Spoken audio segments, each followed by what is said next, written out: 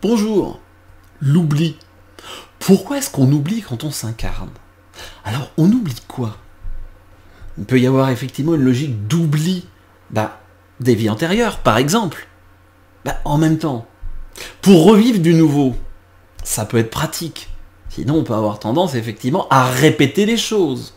Donc, pour créer du nouveau, qui est une logique d'oubli, c'est intéressant. On parle d'oubli de nos capacités extrasensorielles. Alors, je vais le reprendre. Qu'est-ce que tu mets derrière les capacités extrasensorielles? Et si déjà, là, pour moi, ça vient pas forcément des vies antérieures, ça vient aussi de grossesse, naissance, petite enfance, et des blocages qui sont posés à ce moment-là. Ça, c'est très concret.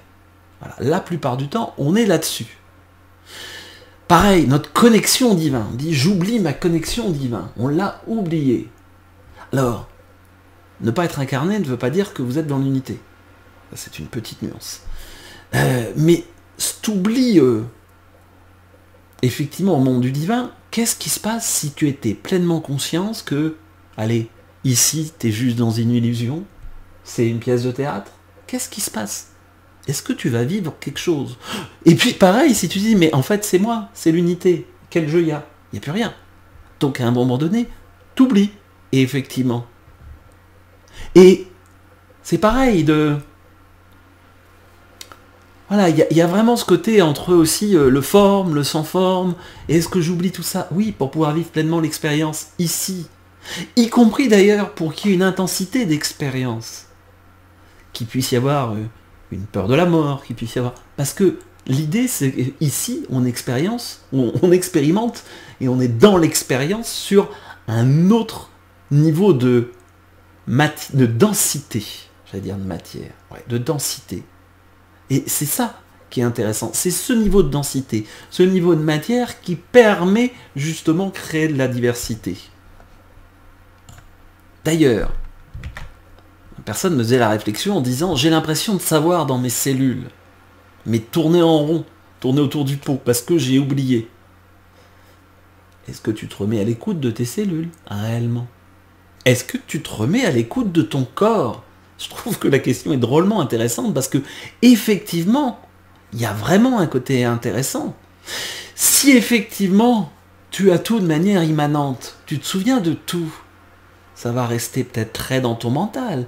Là, effectivement, où est-ce que c'est caché? Eh bien, si ça se trouve, au cœur de nos cellules, on parle de perception extrasensorielle, mais n'oublie pas que dans extrasensoriel, il y a sensoriel. Comment au niveau de ta sensorialité, effectivement, tu es attentif à tes 5 sens. Certains disent même plusieurs d'autres sens encore, mais bon, on va rester sur les 5 sens de base déjà.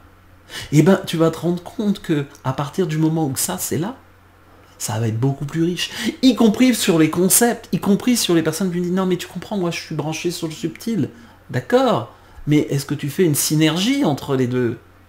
Ça ne veut pas dire qu'on doit être collé à la matière et uniquement matérialiste, loin de là.